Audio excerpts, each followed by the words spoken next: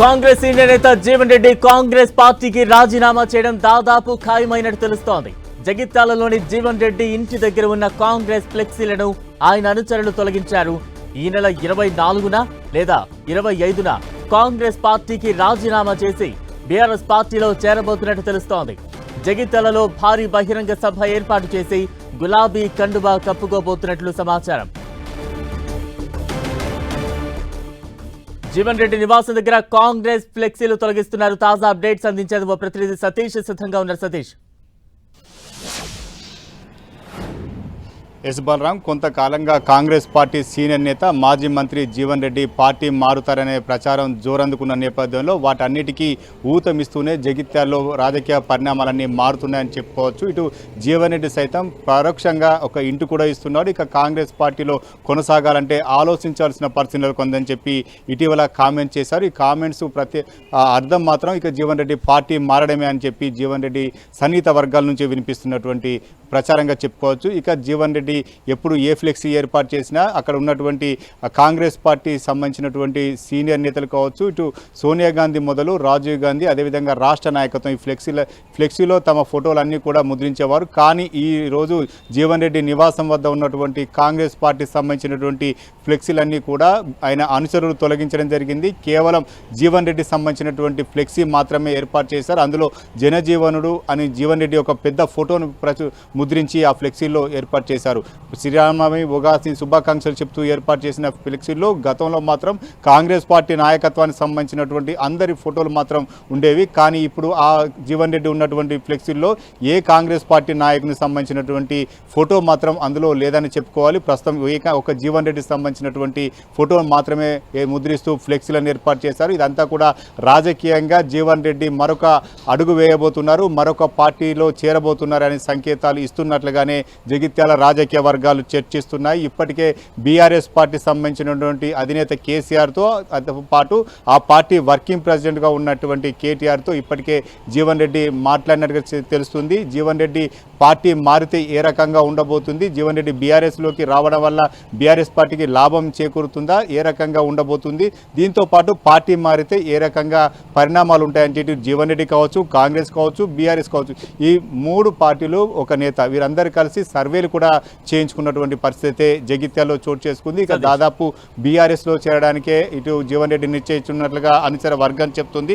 ఈ నెల 24, 25 ఈ 2 తేదీల్లో ఏదో ఒక రోజున ముహూర్తం చూసుకొని పార్టీకి రాజీనామా చేయడం, అదేవిధంగా బీఆర్ఎస్ గూటికి చేరడం ఖాయం అనేది ఇటు ఆయన అనుచర వర్గం చెప్తుంది. ఇప్పటికే ఆయన పరోక్షంగా చెప్తున్నటువంటి మాటల్లో మాత్రం చాలా క్లారిటీగా అర్థమవుతుంది.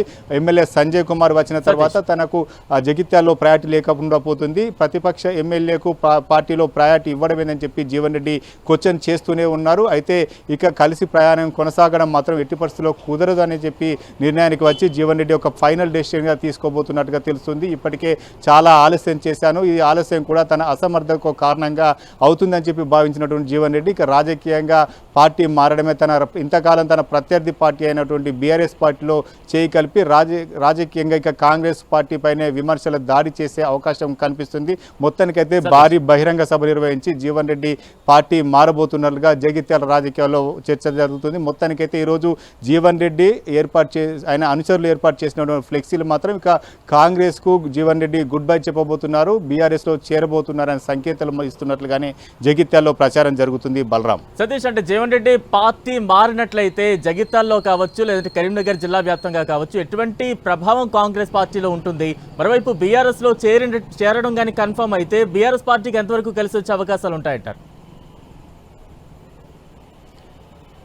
ఖచ్చితంగా జగిత్యాల జిల్లా కావచ్చు, ఉమ్మడి కరీంనగర్ జిల్లా కావచ్చు, జీవన్ రెడ్డి ఒక బలమైన నాయకుడు. జగిత్యాల్లో చాలాసార్లు 6 సార్లు ఎమ్మెల్యే గెలిచాడు. జగిత్యాల్లో జీవన్ రెడ్డి అంటే కాంగ్రెస్ అంటే జీవన్ రెడ్డి అనే ముద్ర కూడా వేసుకున్న పరిస్థితి. జగిత్యాల జిల్లాలో గత ఎన్నికల్లో అన్ని తానై ప్రచారం చేశాడు. ఇటు చొప్పదండి ఎమ్మెల్యే సత్యం కావచ్చు, అదేవిధంగా అడ్లు లక్ష్మణ్ కుమార్ కావచ్చు, వీరి గెలుపులో జీవన్ రెడ్డి కీలక పాత్ర వహించాడు. తాను ఓటమైనప్పటికీ పార్టీ లైన్లో పార్టీ కోసం పనిచేసినటువంటి కరుడుగట్టిన కాంగ్రెస్ వాదిగానే ఇటు జీవన్ రెడ్డి ముద్ర పడింది. చాలాసార్లు బీఆర్ఎస్ అధికారం ఉన్నటువంటి 10 ఏళ్లలో జీవన్ రెడ్డిని పార్టీ మార్చుకోవాలి, పార్టీలో చేర్చుకోవాలని చెప్పి చాలా సందర్భాల్లో ఎమ్మెల్సీ నిజామాబాద్ ఎంపీగా ఉన్నటువంటి కవిత చాలాసార్లు ప్రయత్నం చేసినప్పటికీ ఎట్టి పరిస్థితుల్లో తను పార్టీ మారే ప్రసక్తి లేదని చెప్పి జీవన్ రెడ్డి గతంలోనూ ఖండించడం జరిగింది. అయితే జీవన్ రెడ్డి పార్టీ మారితే మాత్రం ప్రస్తుతం చోటు చేసుకున్న పరిణామాల్లో ఒక రకంగా కాంగ్రెస్కు కొంత నష్టం జరిగే అవకాశం కనిపిస్తుంది. ఎందుకంటే జగిత్యాల జిల్లాలో జీవన్ రెడ్డి ఇంపాక్ట్ ఎక్కువగా ఉంటుంది. మాస్ లీడర్గా ముద్రపడినటువంటి జీవన్ రెడ్డి కాంగ్రెస్ పార్టీలో మారినంటే ఒకవేళ ఆ పార్టీకి కొంత మైనస్గానే